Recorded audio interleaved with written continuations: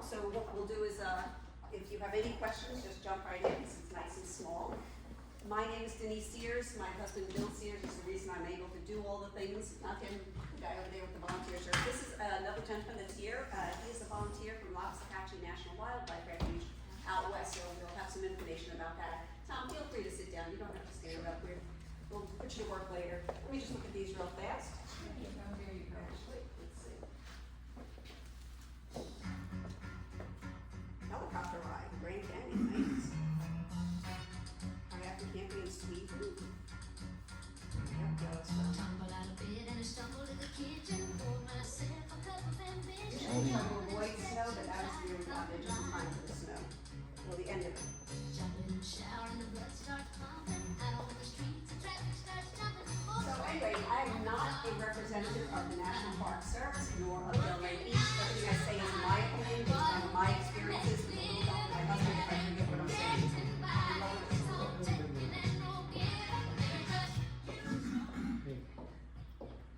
That is the first caveat. Number two, we just got back from a 3,900-mile one-way drive from Northwest Oregon, and I am sleepwalking right now. So if I forget my name, somebody remind me who I am and what I'm doing here. So this is actually a good group, because if I have my usual 15 to 30, it'd be really embarrassing. So you're gonna have to be my friends and just tell me, you know, you've said that 4 times, please go on. These are just some odds and end photos that we had when we're working. One of my favorite stories is that when I was at Canyonlands, right above Campground Clove Horsey, and I was raking what they call a social path, and this woman comes up to me and she goes, "Oh, you're working awfully hard." I'm like, "Yeah." She goes, "Are you a volunteer?" I'm like, "Yeah." She goes, "Well, how much do you get paid?" I'm like, "I'm a volunteer, you don't get paid." She goes, but you're working." And I literally went like this. I just got the rake and I went like this. We work in the most incredibly beautiful places in the world. Someone asked at one of my talks last year, well, you know, do you get any gifts, do you get any remuneration? We got a little bucket, you know, those little Dollar Tree buckets that you get for $1, had little rabbits on it. Well, they gave us one that said Yosemite. Zion gave us those t-shirts at one point. You don't do this for the money or to make money, you do it because you love the parks and you want to give back. And that's what my talk will be. I'll spend 20 minutes, first 20 minutes talking about the parks in general, tell you hints about how to get into them and all the new news like timed entry, which is really important. The next 20 minutes we'll talk about our experience, my experience with my husband, and the last 20 I'll talk about volunteering. At any point, if that's a segment you don't want to hear, feel free to leave. I'll just never talk to you ever again in my life, but it's fine. Seriously, enjoy it. Your brother told you how to stay, right? Okay, so let's go on. Let me start this and see if I can get this. So there are 63 national parks. Does anybody here have a, hi there, welcome. Does anybody here have a national park pass? America the Beautiful pass. Congratulations, because you work at Loxahatchee, and that's important. Loxahatchee is not a national park. There are only 63 national parks across the United States. The newest one is right there called New River Gorge. The oldest ones are Yellowstone and Yosemite. It's a little hard to figure out which one came first. This one became a monument and was run by the Army, but those are the oldest. There are actually many, many more national recreation areas, national park service systems. We're going to learn a little bit about those. So, here's the 63 you're talking about, but look at all these. I jokingly tell people when they come up to buy entry to a park, I say, do you have a national park pass?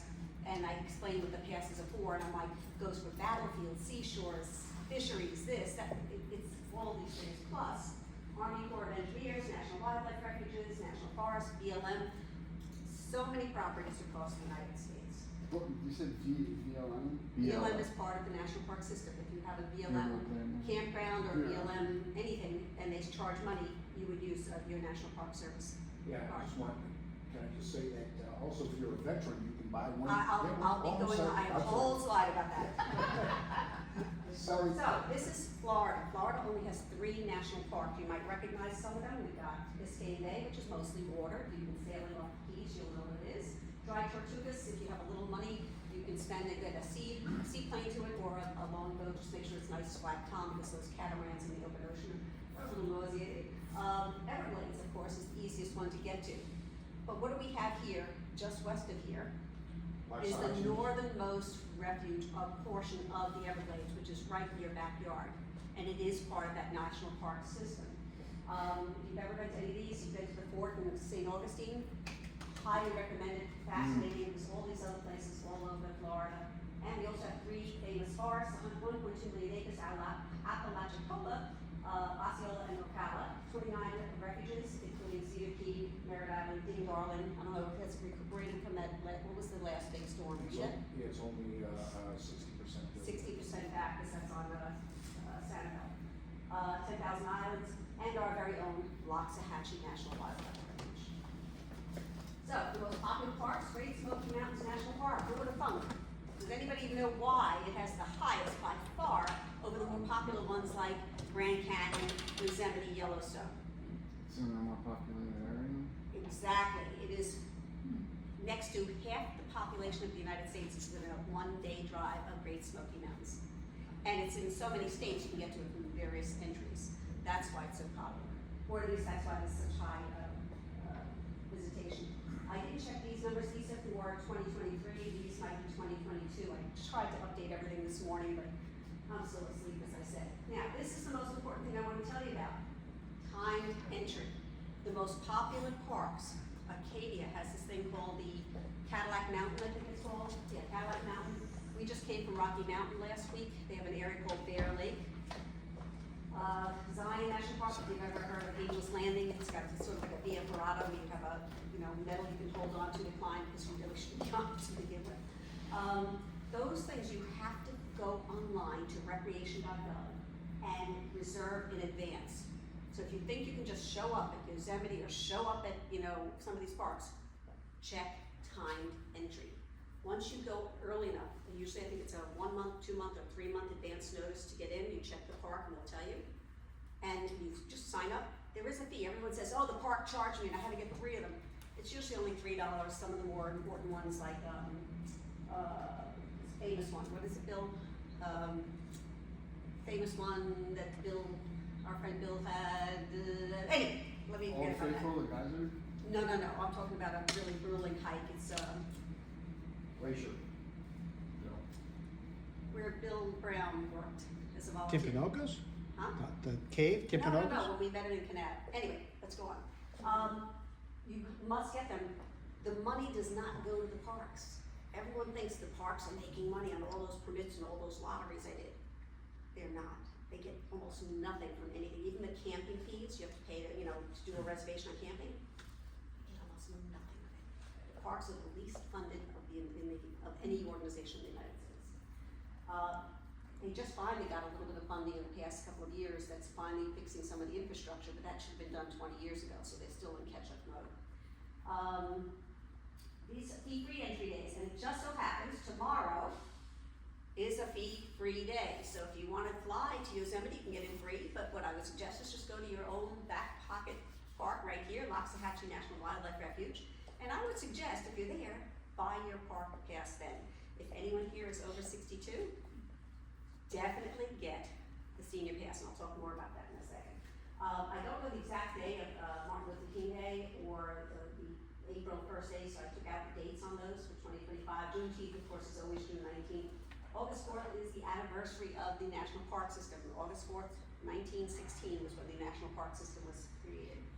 But tomorrow, just go out there, just check it out. They might have some talks, I'm sure they're doing some events, and Tom can tell you about those later. And let's see. Today, hello, here. Oh, that wasn't good. Sorry about that. Okay, entry fees.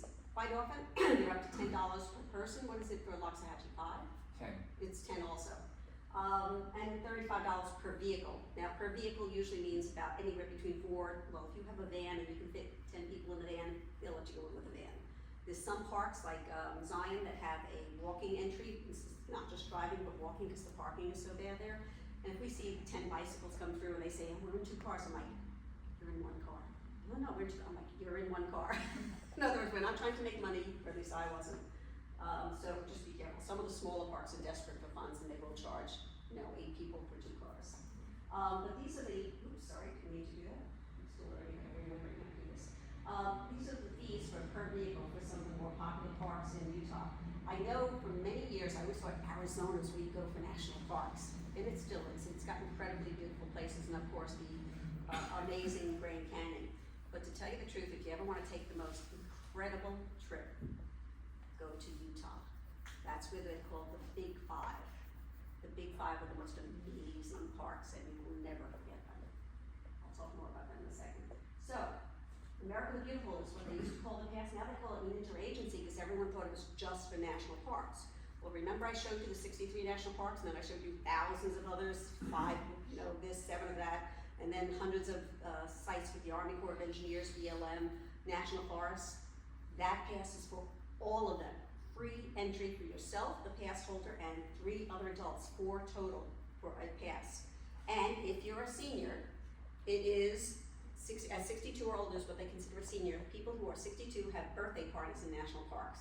Because when you turn 62, upon proof of your age, they will give you a national park pass for the rest of your life at the same price of 1 year for the mere mortals who are not 62. Highly recommend the senior pass. However, as Tom pointed out, there's a couple of interesting ones. If you know anyone who's a 4th grader, Google the term NPS, National Park Service, and 4th grader. The national parks want kids to get out in the parks. They have a program called EKO, Every Kid Outdoors, and they will give you a free national park pass. All they have to do is go online, print out the certificate that vouches that they're in 4th grade, even if they're homeschooled, if they're at 4th grade level, and they will hand you a national park pass for the child and 3 other adults, and of course children under 16 are free. So And that was NPS. NPS or national, just put in national parks and 4th grader. We had at the last place we were at Lewis and Clark, they had a teacher came up. She was a 4th grade teacher, and she forgot the pass. I'm like, you're the person that's supposed to tell everyone about this. So please, if you know anyone going into 4th grade, it starts on September 1st, and it goes until August 31st of the year that they leave. So we've had people come in at August 15th, and they're going into 5th grade, and we're like, I can only give it to you for 2 weeks. So just remember, September 1st to August 31st, free national park pass. The other big important one that just got passed in the past couple of years, veterans get a free card. People who haven't accessed any kind of a handicap or disability pass, anything at all, if they just sign up a waiver saying it, even if they don't have anything on, can't be a license plate sign, has to be something in writing, or they can sign a voucher saying that they have a disability, and they will get a free pass for the rest of their life. Again, good for 4 total adults. So, 4th graders, you get the senior pass, very inexpensive, it's $80 for the rest of your life. The other trick with seniors, by the way, you can go in and buy an annual pass for $20. Now, the place we were just working at was a historic site, it was $10 per person. I can't tell you how many seniors came in, couple, they said, oh, we left our pass back in Virginia. It's in our driveway, it's at the RV park. And I'm like, whose name is your pass in? No, it's my husband's. I said, it costs $10 per person to come in. Guess how much the annual pass is? It's good for 4 adults. $20 total. I said, I highly recommend you get one. That way one of you has a lifetime pass. The other one right now, until you get reunited with your pass in 2 weeks or a month or a year, you get in free to every national park, national monument, national battlefield, national seashore for the next year. I can't tell you how many people said, oh, no, we don't want that. Just give us the everyday. I'm like, okay, as long as you understand. Every single time they came back within 2 hours to 2 days later and said, now I want to upgrade. I realized what you were saying. Can't tell you how many times it happens. Every single day. It drove me crazy because software is not easy to use. So I told you about the military. Military, by the way, if you're active duty, it's just for 1 year. Then once you're a veteran, then it's for the rest of your life. You just have to show your CAT card or a veteran's EA card. By the way, the reason I wrote UGG here, the site that you do all your reservations online for national parks is called recreation.gov. If I could shoot the person, I'm sorry, I shouldn't be violent. If I could push the person off a cliff, that's still violent, who created this horrible software. It is user unfriendly, it's a pain in the butt, it gets overloaded, especially when it's the first day of the season and people all want to go to the Wave, the Wave, that's what I'm thinking. There's a famous place called the Wave, you see it on Microsoft screensavers back since 2002, that's why it's so popular. So they have a lottery, and you have to go to this recreation.gov to fill out the lottery, and only 67 people can go per day, and there's about 5,000 people that want to get into it every day. It's an incredible place. Just one quick question, I apologize. So the $80 is a one-time fee. I have 2 boys and my wife. It would be $80 for the 4 of us for the year. Right, for the year. Okay. Now the kids are 16 or under are free no matter what. And if, But you can get, the card holder and 3 other adults can get in on that same card, and no matter, we've had Mormons come in with 10 children, as many children are under 16 or greater. and then my 4-year-old, he can get the MPS pass, and the 3 of us can get it. 4-year-old or 4th grader? 4th graders. 4th grader? You can, why don't you do that instead? Yeah, exactly. If you have enough kids, you can keep getting 4th grader No, passes. no more kids. Okay. Okay, the other thing you can do, if you're in a rush, well, no, I shouldn't say this. This is the other way to get it. The actual passes are sold at store.usgs or Geological Survey or Society, whatever it is, .gov. And they sell all the different passes. There's the military ones I told you about, the disability one, the senior lifetime pass for 80, the annual, and this, I started to say this and I got off track as usual. The senior pass, you go in today, 62, you can buy the $20 pass, right? Next year, do not throw the pass away when it expires. Because you can buy one for every year for the next 4 years, and guess what you do? You take the 4 cards, hopefully you haven't thrown them away, you remember where you put them, and walk into any national park, national battlefield, national anything, Loxahatchee, and turn it in and say, I want a national park pass for a lifetime. That is the senior pass, $20 times 4 is 80, and 80 is the price unless the price goes up. Yes? Yeah, I just wanted to say, I had a customer come in, a visitor, and he wanted to get the senior pass, and I said, okay, fine. And he goes, I used to have all of these other ones, but I threw them out. And he threw away half the money on the Yeah, $80. yeah. So I always try to encourage people, the thing about going through USGS is 1, it takes a while, and 2, you have to pay, I think, a $10 fee. What's good about it is it comes in the mail, and I come 2 weeks after you've already left for the park, so if you can, just drive 5 miles, 7 miles to Loxahatchee and walk in and get one immediately. So I wouldn't use this unless you're desperate in the middle of nowhere and you have to get it, yes. Can you use the pass accessing your phone or? No, not right now. We heard a rumor that eventually they will, but the National Park Service software was written in the 1800s, I think. Okay. And they can't, because right now almost anyone can make a copy of something online. You know, I could take a picture of his, steal his wallet, take a picture of it and, you know, change the signature on it by Photoshop. So right now it is not. So hopefully, maybe someday soon, maybe the bigger parks will start first, but mostly not. And you can't lose the card, Yep. because if you lose the card, you have to buy a new one. The government does not track them. Okay, so For here's accounting purposes, yes, but not saying. Okay, so here's some hints. One, I told you about recreation.gov, that's to make reservations and to go into the timed entries for the various parks. But NPS.gov is your Bible. That is the one when you want to find out what time a park is open, you want to find out what hikes there are, you want to find out if there's been a landslide blocking the favorite place you want to go to. They will have it. One little trick when you get into the website, it comes up with all the alerts on the front page. You just click close after you read it for the 100th time. You don't have to keep seeing that. It blocks all your information. Just remember to close that first page. Okay, some pet peeves here. Let me go backwards a little second. Observe the rules. Bill and I unfortunately have been present when people have died.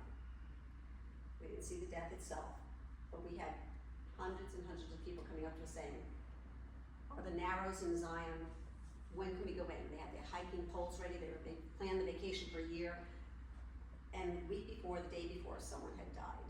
And I looked at them like, you know, if this was your sister and her body was in that water somewhere, would you want people hiking right next to her? It's like, observe the rules. They're reasoned about a range. The rangers will always tell you it's your recognizance, unless it's absolutely dangerous. You have every right to climb, to do whatever you want to do, as long as it's legal and you're not affecting wildlife or something like that. But you have to remember, this is not, you know, let me get my cell phone and call a ranger to come pick me up, because they will. And boy, you're putting a lot of people's lives at risk. So please follow the rules. And sometimes just for mundane things, make sure you bring plenty of water, a hat, proper gear, sunscreen, a map. By the way, most of the parks are so remote, they don't have Wi-Fi, they don't have, unless you're fortunate and have Elon Musk's Starlink, most of the time you cannot get any signal. So every park has something called a trail map or a trail guide. Almost every one of them, make sure you get one when you come into the parks.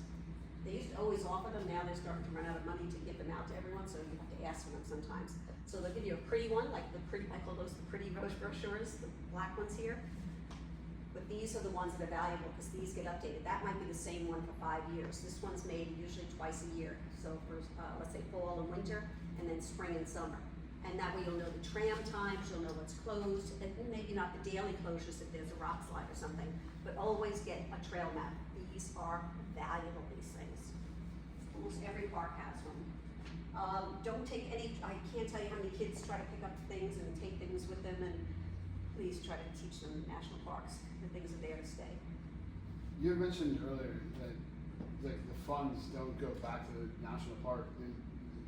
Can you explain that? Do you understand? That was just for the reservations for timed entry or to make a lottery bid. It's just because it's all software. It's not something expensive. Like, in other words, it's not to get into the park. It's not to get a campground. It's to make the reservation for the campground or to make a reservation to go into a lottery so you'd be one of those 67 people that can go into the wave. In other words, it's so, if they do get anything, it's so pitiful. The amount is only $3 to $9. I keep joking that my $9 wave fees, because I've tried for years now, I've never gotten into it. Even one of our best friends who we met as volunteers, he was a volunteer for the wave. He couldn't even get us in. He goes, But yeah. the money goes to the people running rec.gov services. Recreation.gov is run by some very big company, I forget what it is, based out of Washington DC, and they made some very, very slick contract with the government years ago that they can't get out of. It's another story. That's just why I asked. That's absurd to me. Okay, most of the parks, I told you they don't have it, so get guide, know your limits. I can't tell you, we were at Arches National Park, Devil's Garden, which is this incredibly beautiful hiking area. A woman got off, flew in from Florida, I don't know whether she was from Orlando or whatever, she was probably in her 60s, probably in her mid-60s, beautiful hair, all, you know, nicely done. Her daughter and son-in-law, the son was actually an EMT. This is what I don't understand. She gets off the plane in Grand Junction, Colorado. They drive with her, take her to Arches. They take her immediately to Devil's Garden, and they hike with her. It's almost 104 degrees. It's at 6,000 or 4,000? 5,000. 5,000 feet there. The woman collapsed.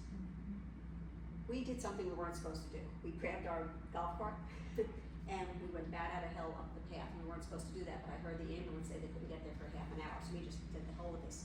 And the ranger told us afterwards, because don't worry, I won't say a word. One person stopped us on the way and said, I didn't know they had a trolley. We were just batted out. We get to her, and the first thing I told the son is, take that water bottle and dump it over her head.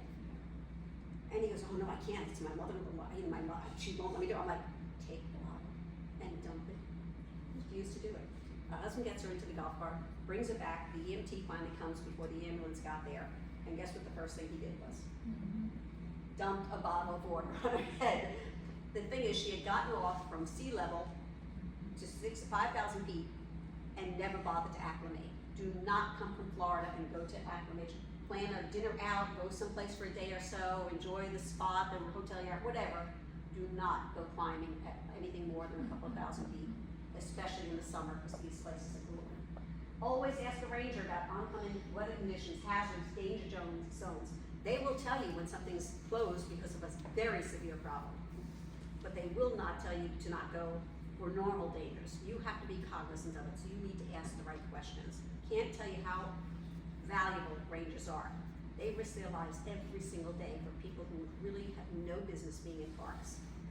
And I'm not exaggerating that. Including the lady at Loxahatchee that had a little foo-foo dog, and I had an alligator right there with babies all over. Yes, And I'm that's like, ma'am, one please of our get that biggest dog out. problems. It's a service dog. Yeah.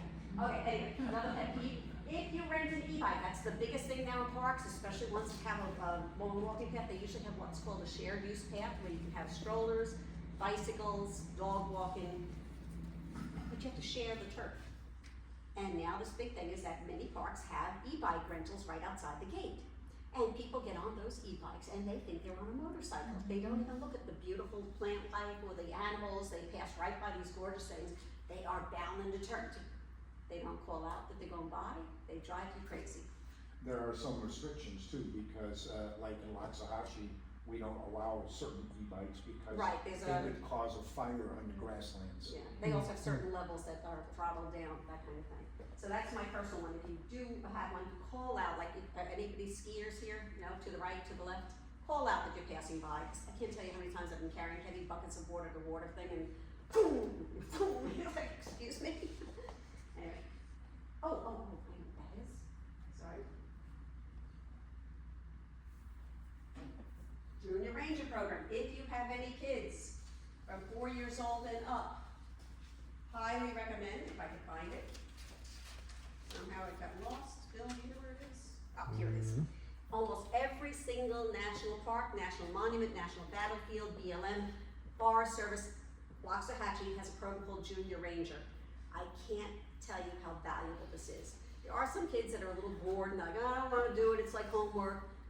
Once they start doing it though, and what I always tell them, I said, when you finish, not only do we swear you in and give you a nice cool badge, but you can teach your parents stuff. And as soon as you say that, they're like, oh, okay, I'll do it. And they usually gauge for different ages. They'll tell you which ones you do if you're a 4-year-old versus an 8-year-old versus a 12-year-old. And I will tell you a secret, no matter how junior this looks like, is that there are adults and rangers that do these books. They are challenging. Okay. Ah, yes, do not feed animals. Do not drop chips. I can't tell you. That is a ground squirrel, I think, ground? Rock squirrel, Rock ground squirrel. squirrel. From Zion National Park. It is documented as being the fattest squirrel by biologists who come. The problem is all these people think it's cute to have them. These animals out west, these rodents, it's basically just a rodent with a cute tail. They carry bubonic plague. I'm not exaggerating. Maybe not all of them, maybe you won't get sick, but they can. So please do not feed the animals, do not jump, throw things. We have people feeding things all the time. So how do we get, now this is the part where I'm gonna talk about our specific experiences. Does anybody have any more questions about the parks themselves? I can answer more questions anytime, though, it doesn't matter. The reason we did this is about 2013, we decided to go out west. We knew it was around the time of the Albuquerque Balloon Fiesta, and my wonderful husband said, you know, why don't we, on the way to going to Arches and those big 5 parks, why don't we go see the Albuquerque Balloon Fiesta? And then he said something even more brilliant. He says, why don't we volunteer? So I called a bunch of balloon teams in Florida, found a couple in Ormond Beach that fly at Disneyland, and they invited us to go with them. It turns out that their partner here is now the head of the Albuquerque Balloon Fiesta, and he doesn't have time to do his own balloon, so that saves them from having to drive their own balloon cross country, which is extremely dangerous and gets stolen kind of thing. So we got to know the entire balloon fiesta, the whole thing, everything very quickly, which was a lot, very, very cool. So we did that, and that was when they had the government shutdown, 2013, October. We decided to go to Canyon de Chelly, and we just went right back to Phoenix Airport and flew out. We called them the next year, we said, we're gonna do it again. They said, come on back to the Albuquerque Balloon Fiesta. Both of us got to fly in the balloon, it was wonderful. 700 balloons going up at the same time, it's incredible. We did what's called the Big 5, I was telling you about that. That is Arches, Canyonlands, Bryce Canyon, Zion, and Grand Staircase Escalante and Capitol Reef is considered one area.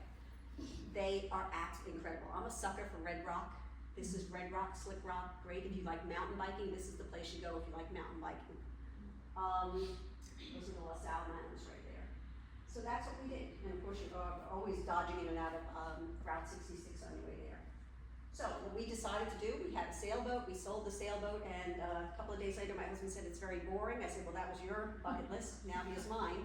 I told him this, every time we went to a national park, we went to even Bahia Honda down in the Keys, even at Waxahachie, we kept meeting these people, you know, they'd be picking up litter or they'd be in a golf cart, and we always went up to them and said, so tell us, you know, why are you, what are you doing? They always said the same thing. They said that they were seasonal volunteers. So we'd always talk to them, and they all had one major thing in common. They were all smiling. My husband and I haven't stopped smiling in 4 years. It is such an incredible privilege. It is such an incredible thing to be surrounded by this kind of stuff. So that's why we did. We sold our car, bought a truck, did some research. A month later, we had an RV, parked it in our backyard in West Boca, and within 1 month, we were at 8,000 feet at Canyonlands. It's pretty amazing. So, January to March of 2021, we said goodbye to Florida Keys and we'll look at the high desert. So you can sort of see the difference in what we were doing, and that's our RV. My niece was driving behind us, she came out to visit, so you can see us going through one of the areas near Bryce. And 6,000 feet outside of Canyonlands. So, what we do, we made a decision. We love the Southwest from that time we were there in 2013, 2014. So, we went online to volunteer.gov, and this is our criteria. We wanted Red Rock country. We love hiking, geology, history, and views. We only want it 3 months per site. There's people that go back and do it 6 months of every year, but the same exact park all the time, and you're more than welcome to do that. We like a little variety, so usually we do 3 months at a time.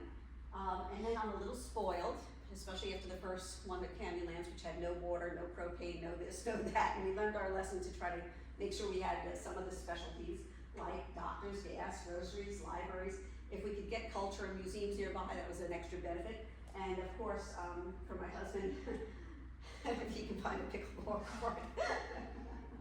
But yes, we always try to find something that's a little culture nearby. My criteria is less than an hour drive if possible, but an hour and a half to those things. But sometimes it's even easier than that. So, the big five I was telling you about. Remember I told you? This is Arches, there's Canyonlands, there's Capitol Reef, Bryce, and Zion. Many people fly into Phoenix, which is right down here, or they fly into Las Vegas, which is right here, and they can do it as a loop. They can come up through Glen Canyon and do the Four Corners area, and come up here and come through the state, and this is probably one of the most scenic, beautiful drives in the world, and each of these parks is incredible. I cannot emphasize it. Big Five, by the way, is a name that dates from the 1930s, when the railroads were coming through, and they were trying to get people to come onto the train and go out west.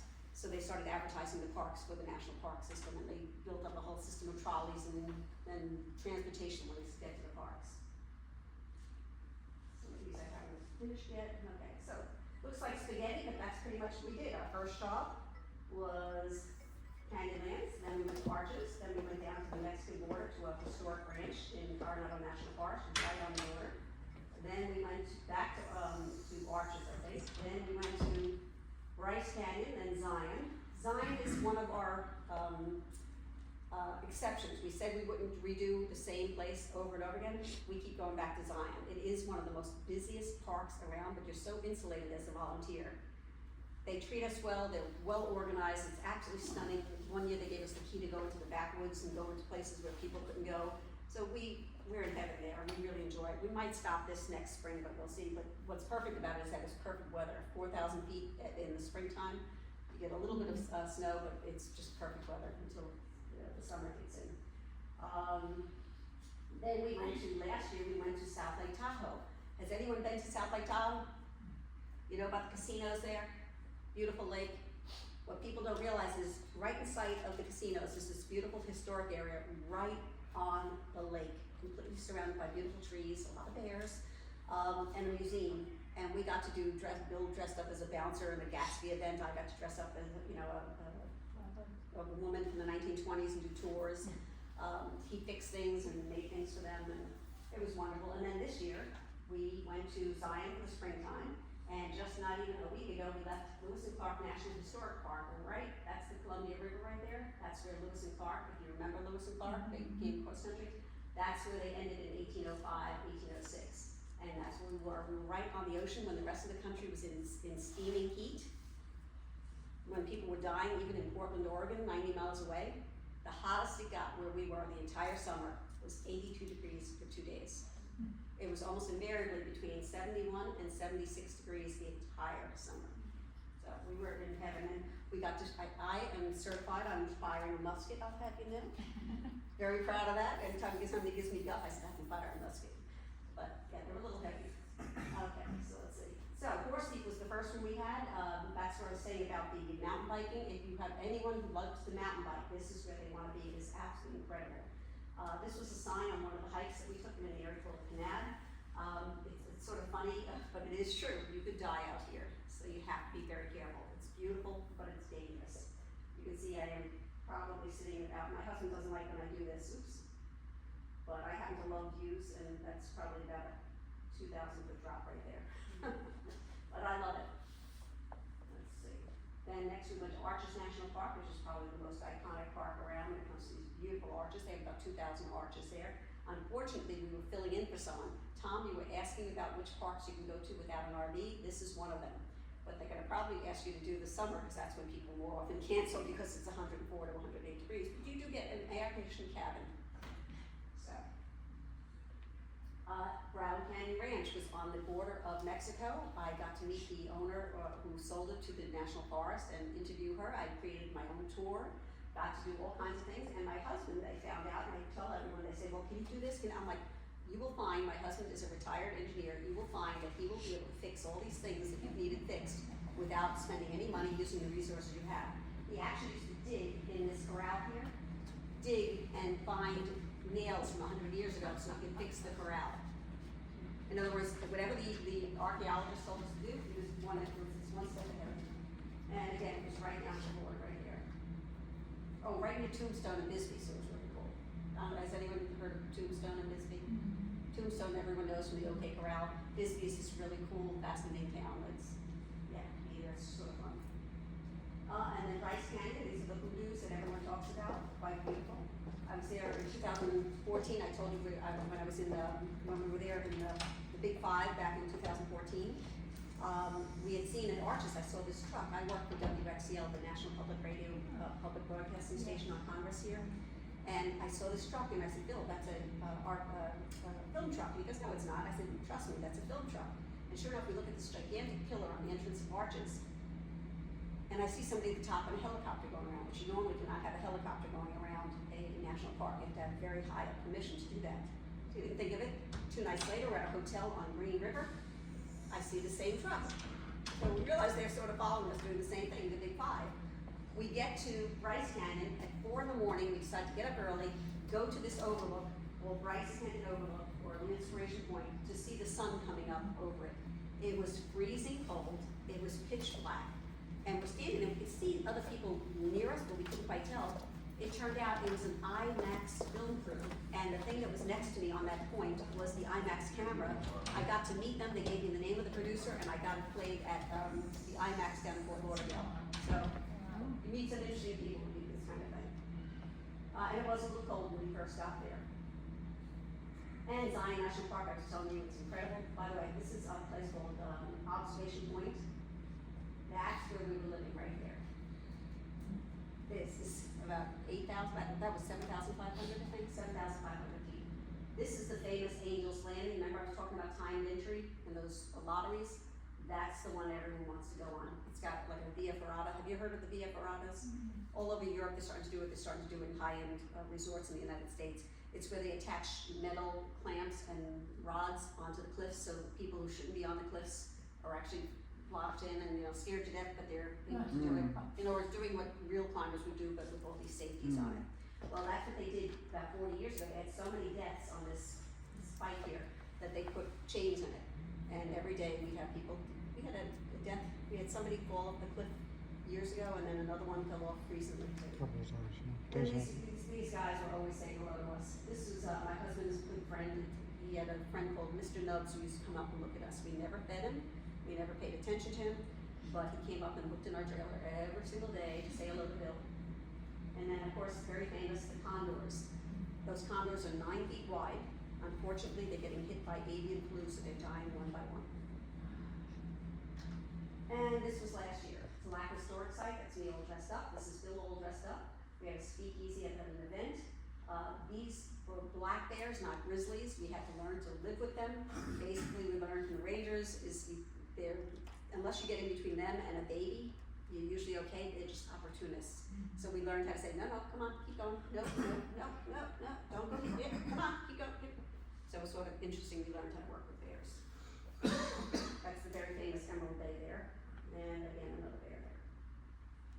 And this one I just put in last night or this morning, but this is the fort we work at. Fort Clatsop is where Lewis and Clark ended. There's Steady, Locust Fort, and those are some of the guns that we were trained on, flintlocks. And this was taken not even a week ago. I told them I never got a picture of me firing or Bill firing because we were like nervous and we were trying to remember all the things, and we didn't say, oh, could you take a picture of me now? So they took out one of the big long rifles. Unfortunately, it weighs about 15, 20 pounds. So I was like, did you have to bring out the biggest one you had? So that was so funny. And then while we're there, we always use the park. Every place we're stationed, we go as a spoke. So in other words, this is the hub. We went to Crater Lake. We went to Port Vancouver. We went to the ocean right in Longview, Washington. And we saw Mount Rainier and Mount St. Helens. So hopefully next year we'll go back and we'll do Cascades and Olympics in Washington. Okay, Good, Bad, and Ugly, that little dog got lost the first day we got to Canyonlands. It was freezing cold, there was a snowstorm. the dog was totally unsuited to it. He walked away from the lady who was packing up her car. She put up signs all over the place, and 2 weeks later, there was no sign of it. We knew it was either a coyote, an eagle, or something killed it probably. And about 2 weeks later, this guy, a camper, said this little dog was staring at him all bedraggled, looking and filthy, came up to him and just stared at him at the campfire, and he just walked it over to our co-host and said, I don't know what the story is of this one, but he's scared to death, and he doesn't weigh a penny, like an ounce, and we got them reunited. So we never know what's gonna happen. So that was one of the good ones. And of course, seeing the Milky Way every single night and hearing the coyotes. This is Grand Tetons, you know, the Mormon house, right? And of course, it was 105 some days, and this one I think is at 0. And then we also have fires. We quite often, just 2 months ago, we went to go see Crater Lake, and it was completely surrounded by smoke. You just never know. Have to be very careful about that. And then I started telling you about Tiger that disappeared with flash flood. All her friends left. They knew it was dangerous. She decided to stay, and she was a Hydrologist, Huh? graduate hydrologist. A graduate hydrologist, college student, in the middle of like 1,000 CFS, cubic feet per second. Last time they saw her, she was being dragged down the river with a gigantic trunk. So we saw this all up close. Okay, next is about how to volunteer. If you're not interested in volunteering, if you want to, I'll go through it as fast as possible. This is one of my favorite pictures. I took that. My husband was over here. Most of the people were taking pictures of the sun. And I said, no, the picture's this way towards the other one. So that was another one where we wake up at 4 in the morning and climb and hope we get a great photo. Okay, I know that is. Okay, so volunteer. I did want to point out Palm Beach County Libraries. I didn't change the screen, but this is Delray Library here. There's all kinds of volunteer opportunities. There's Loxahatchee, there's Delray Library, there's all kinds of things. Hospice, I heard you do. There's so many volunteer opportunities if you have time in your life, if you're retired, if you just have some things you want to do. That's how I met my husband. There's so many things you can do. Okay, what is going on here? Up there. But to get into the national park system, you go to volunteer.gov. It changed a little bit. I have to update this, but you basically see 500 to 800 opportunities every single day, from Hawaii volcanoes to St. Thomas Virgin Islands to Everglades to Loxahatchee to historic sites all over the United States. And you can filter. You can say, I only want to work at a historic site. I only want to work in June. I only want to work in Montana. I only want to work, an easy job. I only want to work in a place that has an apartment for me. But I tell people, don't filter and just look at the 800 jobs, and you'll be amazed how fast you'll sell your car and buy an RV. But there are some. They're just harder to get into because they get grandfathered by people who have been doing it for years. But understand that when you do it, it's like getting a job. It's a commitment. Make sure you understand that when you commit, you can't just say, it got hot there, I can't do it. You're committing, and they are relying on you. It's an important job, so please understand when you do it. And then you fill out a profile, like a resume, and you just cut and paste, that's on your resume, it's on your login all the time. So if you click on a job option that you like, Yosemite or Tetons or something, they'll see all your resume automatically, so you don't have to fill it out or send it in again. Oops. I told you about filters. I always filter out the events, and lodging is what you were talking about, with RVs versus and dates. What are the dates? Because quite often they need you for the whole year, but they want to just get somebody for summer. But you want to do it in fall, just tell them, no, I'm ready in November. Like, maybe, and they keep your name in and they'll get in touch with you. So know the dates a little bit. You're not going to go into Denali National Park in the winter. Okay. An RV, again, this is Tom, so you can filter your lodging. These are how you would filter all different things. You can say lodging, which if you only want car service or BLM, you only want something that's very easy. You can do all these filters, but again, leave it open. Don't filter as much as you would. You can tell what your interests are, don't even worry about it. Okay, so this is the screen I told Maria about, that I always have. I told her, you can tell her, but I told her that this is always there. But here's where we are. I put in Indian Ranch. We are out here somewhere in downtown Delray. This is 441. This is the Florida Turnpike, or Florida Turnpike right here. Right there, just north of Atlantic, south of Boynton Beach Boulevard, is the Loxahatchee National Wildlife Refuge that we were just telling you about. And call in advance and book a tram tour. Tom is one of the tram drivers. Quite often they have front desk volunteers. I think I just got some here. On the desk there, if you're interested, this is probably the most prevalent job that most people start and get hooked going into Loxahatchee, is working at the front desk. I happen to like doing the tram tours. That's how I started working there about 10 years ago, was doing the tram tours, because you meet some really fascinating people and get to turn them onto it. So please pick up your information from Tom, or ask Tom when you're done about things to do at Loxahatchee. And I heard that this alligator has been booted out by the young guys. That was the, what was his name? Pete? Everybody called him Big George. George. But he hasn't been around, I heard, for the past year. Apparently he's been booted out by the youngsters, but his head was like this. I mean, he was just, and he never moved. He would just sit there for hours. Then one fisherman would put his pole in the water, could be sitting there for 3 hours with the pole in the water, never moving, just has it there reading his book. And then all of a sudden there's like one little shake of a fish, and that sedentary alligator, George, woof! You never saw anything happen so fast in your life. So, and Maria Perez is the person you can contact there. I can give you this information, or Tom can give you the information to contact her. Or just go to it and see it. So this is, and you can get your lifetime pass at the, introduce a friend, bring your pass. Usually in February, by the way, in February, they always have an Everglades, an Everglades Day in February. It's always fun to go, because they'll have animals from different organizations come in, which is nice. Yes? You can, some of the research that we did at Nova Southeastern University was through these The canals, and we would go through the kayak areas, and Right, you can right. actually get out of the kayak. Right? It's about thigh high water, and you can walk to the tree islands and see some Exactly. beautiful orchids. Isn't it amazing? Some Some people think you have to go down to Big Cypress to do that. You can see the beautiful orchids up there. You know? just watch out for the wasps.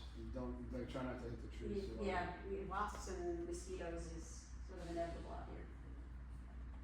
Okay, so the other thing, I always tell people, you can even volunteer in your own home. The U.S. Geological Survey, or Geographic Society, I think the name changed years ago, with that same volunteer.gov site, they have jobs that they will send you the software. If you go to the U.S. Geological Survey sites for, this is West Boca, this is around where I live, somewhere around here, you'll notice it has almost no infrastructure whatsoever. Not one fire station, not one police station, no hospitals. They should all be on there. This is so old. They need people to update their maps. So if you know West Boynton or downtown Delray, they'll give you the software, and you can say, no, this is where the fire station is. This is where the hospital is. They need people to update it. So you can go to volunteer.gov and find one of the USGS opportunities for the map. Just put in the word map editor. And that can be for anywhere that you know fairly well. But with GPS, you pretty much search things on your own. These are just some pictures I drew up just last night. When we do this work, we work our butts off. We really do work very hard. You can bargain for the number of hours you want to do. Sometimes it's as little as 24 hours a week, or a month, a week, 24 hours a week. Sometimes we put in 40, 50 hours a week. That's the job we had this past summer. We absolutely loved it, but we were exhausted every day. So I told them, they asked if we would come back. They loved us. They wanted to come back. I said, only if we can get less hours. You are a volunteer. You don't have to do anything you don't want to do, as long as they know in advance. You can't just say, oh no, now I only want to work 10 hours. You can do it because you're a volunteer, but just understand the commitment you're putting in. And of course, this is a Navajo National Park, the famous Monument Valley. That's that. Oh, too many same photo. And this guy, this usually causes what they call a bison jam. Whenever you go into Yellowstone, quite often you'll see one of these guys just blocking the way, and no traffic moves for hours. This is Rocky Mountains, and this is a famous area called Antelope Canyon, also owned by the Navajo. These are two of my favorite quotes from Dr. Seuss: the more that you read, the more things you will know, the more that you learn, the more places you'll go. And John Muir: few places in the world are more dangerous than home. Fear not, therefore try the mountain passes. They will They will kill care, save you from deadly apathy, set you free, and call forth every faculty into vigorous, enthusiastic action. Can't agree with that more. So, we just can't wait to get back. Oh, let's see if I can get this up. I don't know if I can get this up. So anyway, does anybody have any questions? What information do they require when you apply for that pass? When you go go into that, sorry, I didn't mean this to happen. We can just give me 1 second here. Guys, You that's apply my for the testimony. pass? Right, yeah, what do I need to bring with me? Which pass? For the park pass? Nothing, Nothing? nothing, unless you're a military or you're 62 and it shows that you're 62. Okay, so I just fill out an application with my name, address, and Oh, no, you just You show don't- it to, they give it to you at the desk. Oh, that's You're just just purchasing one, you're buying it. Okay, gotcha. I sold 2 today myself. Thanks. How come active military only gets passes for a year? Because they could get a dishonorable discharge. That's Yeah. understandable. Yeah, even when you go to the VA, even somebody with a dishonorable discharge can go to the That's VA. understandable. But they have to have something called a CAC card to get benefits. Understandable. But anyway, it's an incredible opportunity. It is amazing, the work that you do. Each job is different. Tom was just telling me he was teaching at a place in Tetons that taught woodwork and stuff like that. He was training other volunteers. He does photography now at Loxahatchee. Every job is different. So you go into that volunteer.gov and you can search for just anything. But even if not, if you just want to go to the national parks, do that research. Go to recreation.gov and make sure you look at the timed entry on the most important parks, because you will not get in. You will be like, what will happen is most parks have very narrow roads with some usually canyons or small remote areas. And you'll sit in that line for an hour and a half to 2 hours, and you'll get to the front and they'll say, where's your timed entry? You don't have it, sorry, you can't go in. Cades Cove. Huh? In summertime, Cades Cove in the summertime. Oh, there's so many examples of that. Now also, I will tell you something interesting is that when we work, you see my stature, I'm a small female, I'm old, but we're providing a lot of benefit to the rangers, like the lady that died with people that wanted to go into that same, what's called the Narrows, that same day, when it's 1,000 CFS and dangerous as could be beyond belief. I had a little trick that I used. They might not listen to me at my height, and my yakking, but when I put on the hat, boy, did they listen. This hat, we used to, I think this is yours though. Yeah, this is yours. This hat, once you put it on, we had people, especially from foreign countries, that wanted to take pictures with us because they thought we were rangers. This is not a ranger hat, this is the volunteer hat. It's like variations from various parts. But I tell you, it's wonderful power having this hat, so I really recommend it.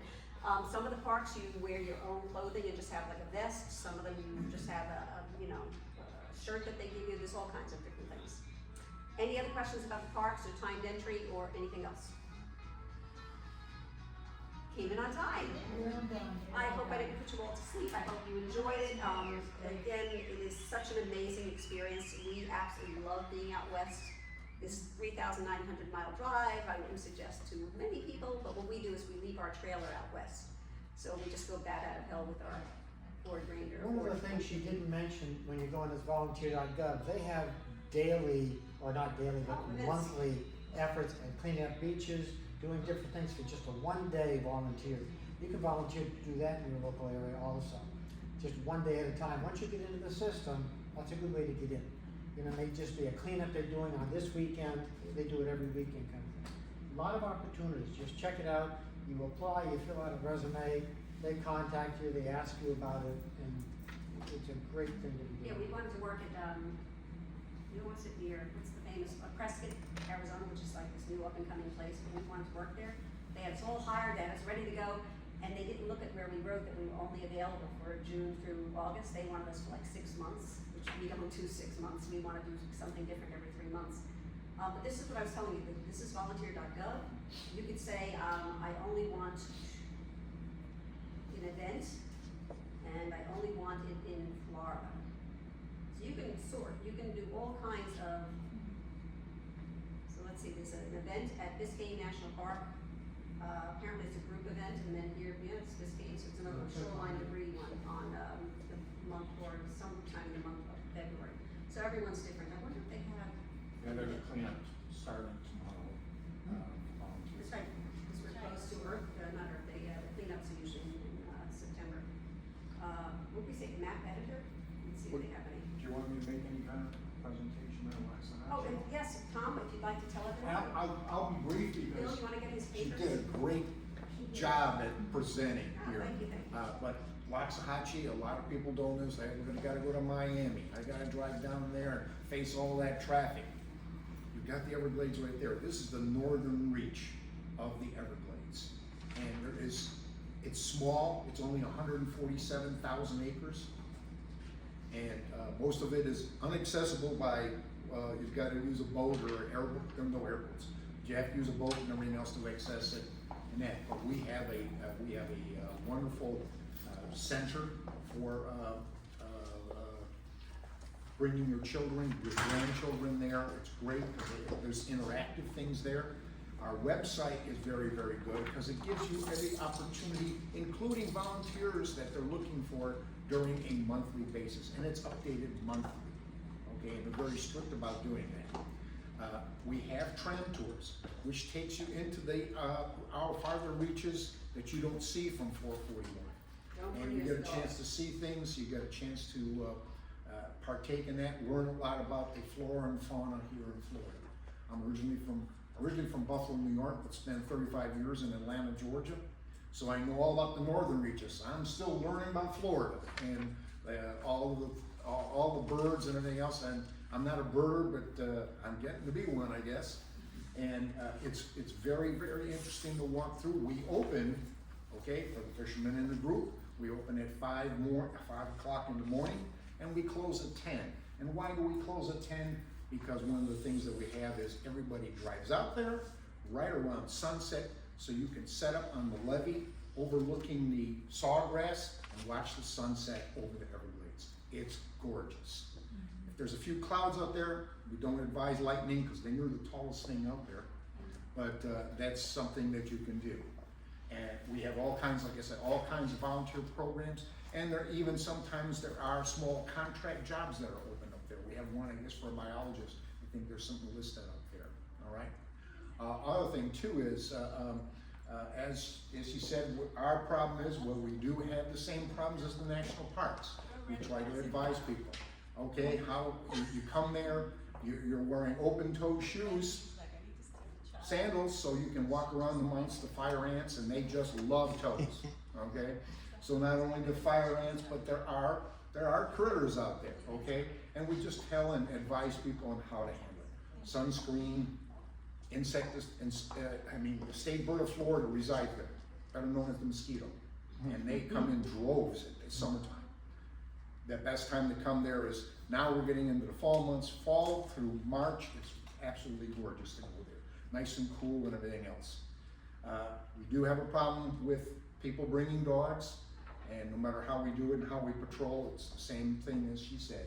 Little Fifi is my care dog, and what happens is that walking past one of our impoundment areas, alligators just love those little birds. Just keep feeding them, all right? And we have people who feed animals, especially alligators. We had a lady a month ago who brought salmon steaks, and she was throwing them out to the alligators.